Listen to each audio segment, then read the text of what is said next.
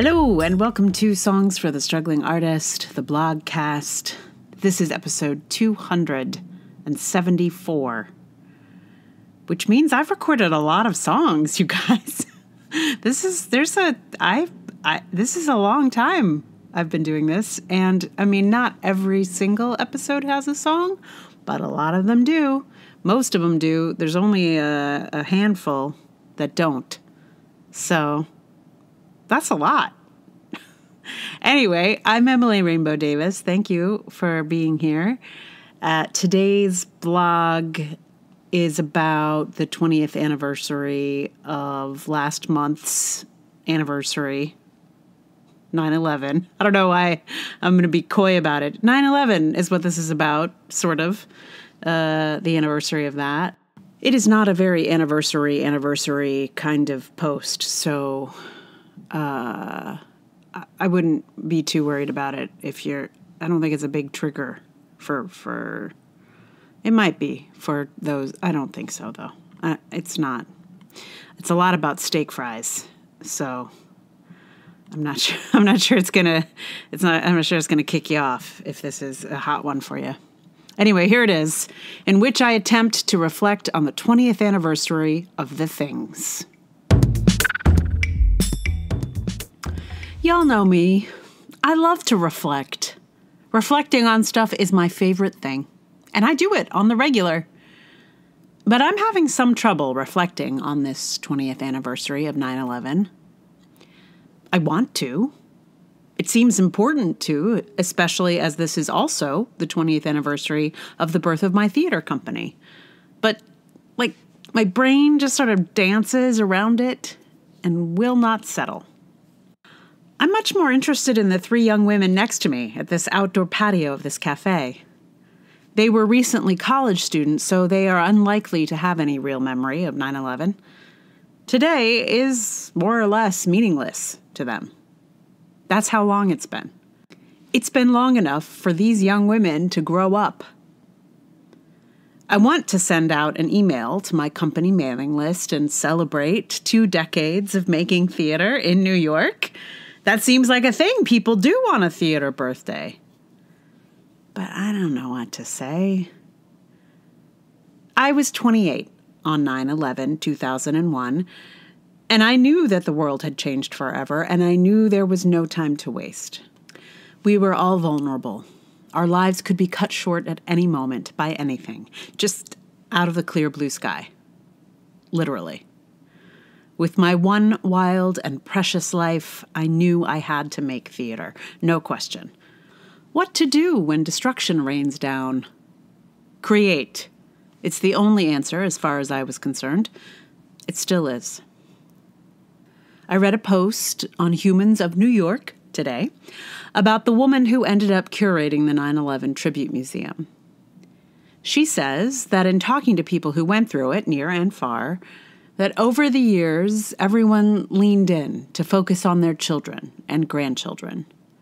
Their pain began to take a back seat to enjoying their descendants. I don't have any descendants, but I do have a theater. It was born 20 years ago with 3 mothers. Then the other mothers had actual children, so care of this theater child has largely been mine. And now it's 20 somehow. I guess kids are like that. These young women next to me are not concerned about what day this is. They're happily debating over an online menu, planning what they'll have when they go to dinner later. They are all very excited about the steak fries. They are likely not triggered by the blue of the sky today or the sound of the planes overhead. Their primary relationship to this date is the older people around them memorializing and marking the day. It's history for them. I envy them that distance from the event itself, but I'm also sorry that they've never known the time before. It was a terrible day, but it lit a fire under me, and those first few years after it were the most creatively fulfilling of all. That year, even before 9/11, was a potent one for me.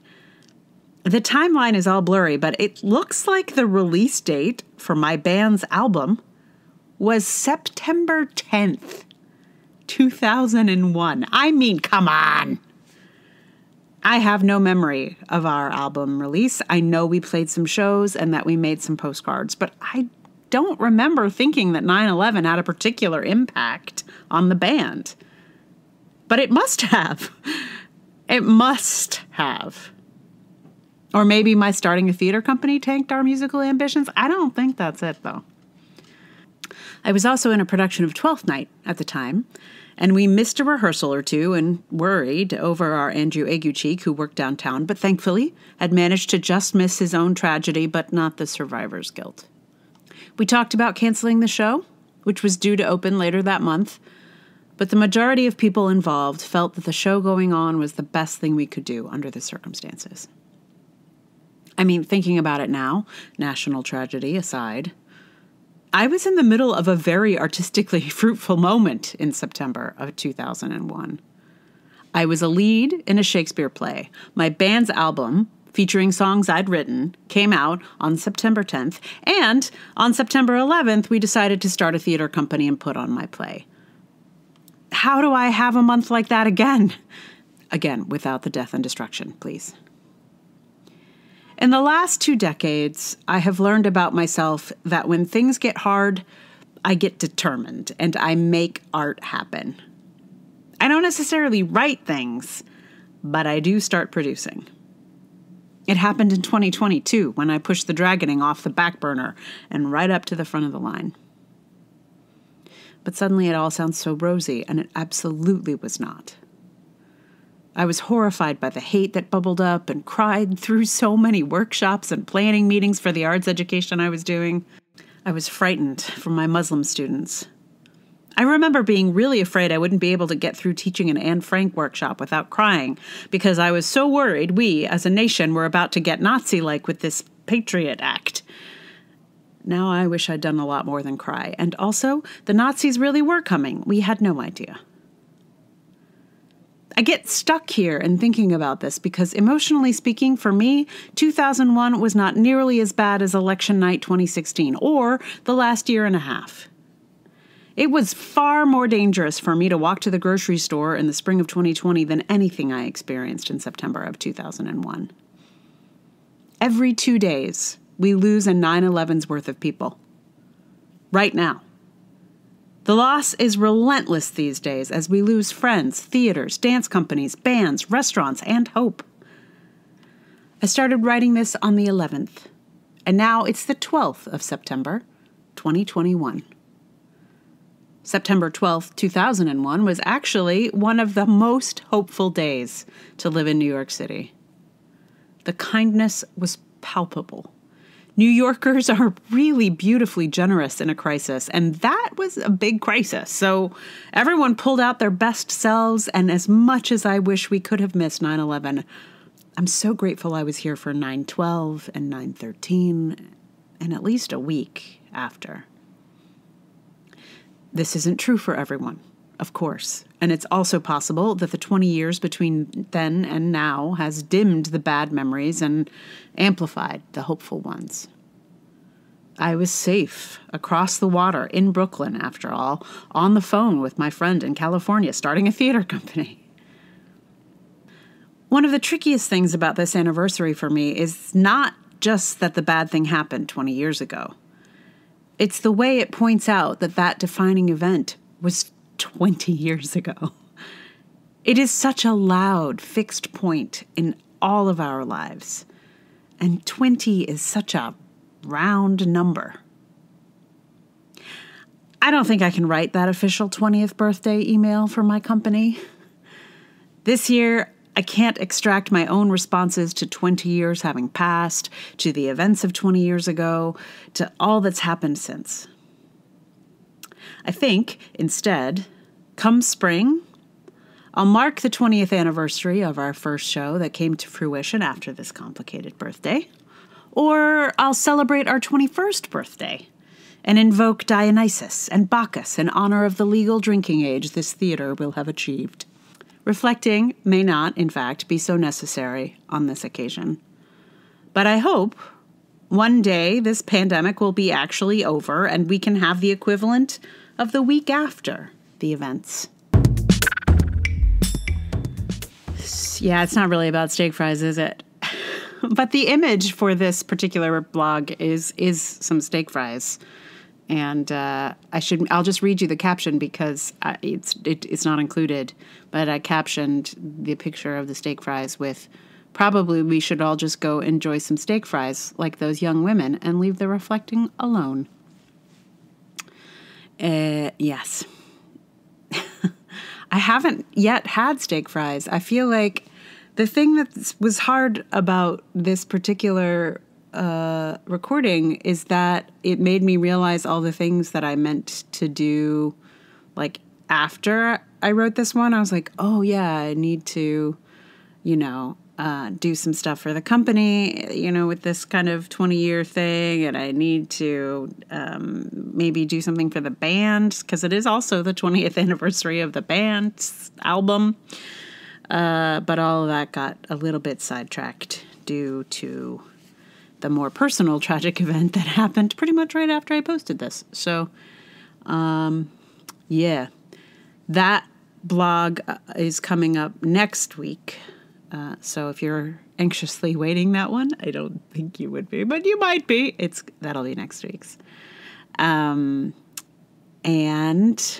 why don't I ask you, my listeners, about what to do about this band question I have, which is, we sold our CD in 2001 with a company called CD Baby, which still exists. And we were still continuing to sell our CDs and also digital distribution through CD Baby. CD Baby is also my distributor for the solo stuff. Anyway, CD Baby at the time was really about CDs, as you might imagine from the name. And we sent them a big shipment of CDs. They sold them for us through their website. And recently they stopped selling CDs. So what that means is they sent me an email that says they are overstocked with CDs from us. And they are overstocked by one CD they have. And the option is to either let them just pulp it, destroy it, or send them money to send it to me. I can't remember how much it is, maybe like $6 or something like that. I still have a handful of CDs, so it's not like I'd be without, but it's something so wrong about the whole scenario for me. So I'm trying to figure out, like, if I could sell it, but they don't have a store anymore, so I don't know how to do it. It looks like you can buy it from them through Amazon, which is weird, but then also, like, the CD is for sale on Amazon, and I'd never sent it to Amazon, so is the copy that's in their warehouse the one that is at Amazon? This whole thing is a giant mystery. Anyway, if you would like a Bright Red Boots CD, let me know. And maybe I can buy it back from CD Baby and then send it to you. Or you can buy it directly from Amazon and have them ship it to you directly. I don't know.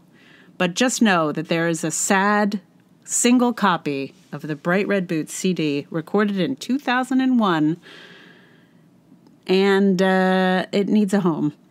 So I'm not sure what to do about it, but it is a conundrum. They will destroy it on November 2nd, I think, if I don't do something about it. Anyway, that is the current question of the hour. So the song here today is going to be a song from that album because, of course, 2001. Here we go. This is it. So there's only 2 songs that I haven't put here on the blogcast before from that album. Two left. And today I'm going to give you I Need, I Want, I Crave,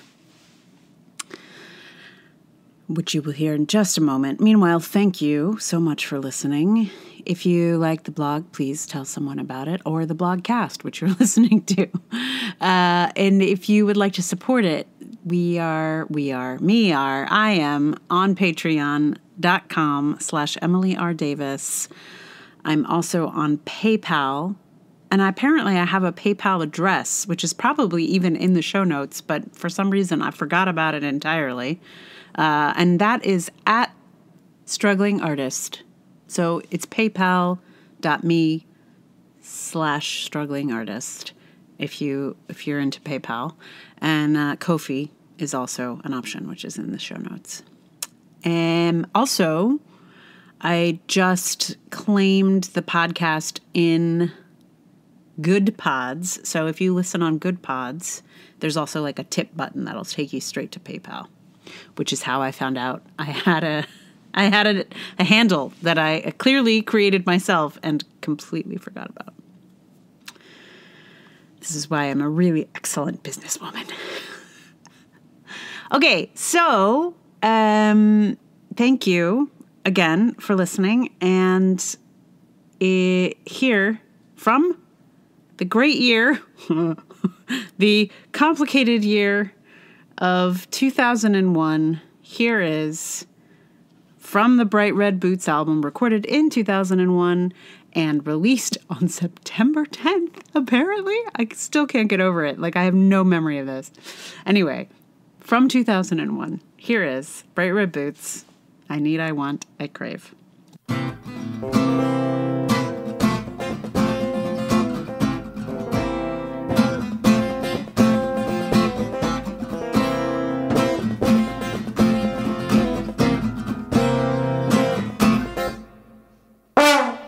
If I look at you once more, you just might bore me right down into the floor. You freeze my intellect, you change my personality. Step on my cool, play fast and loose with my morality. I need, I want, I crave.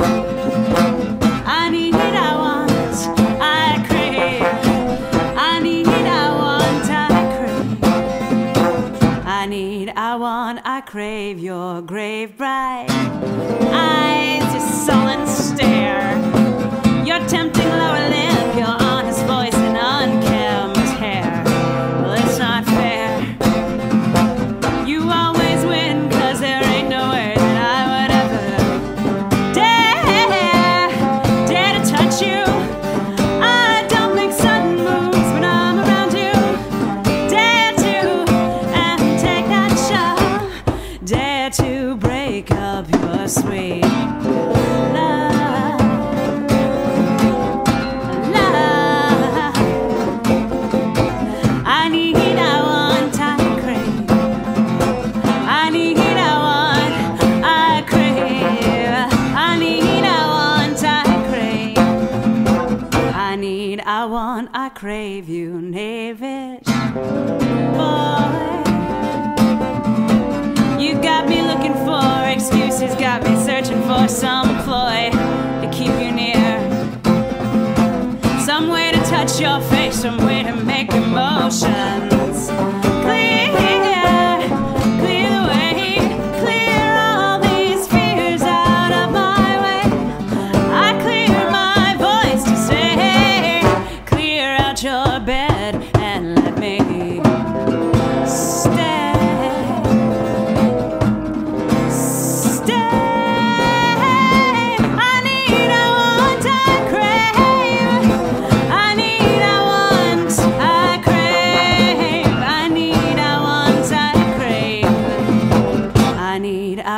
I crave.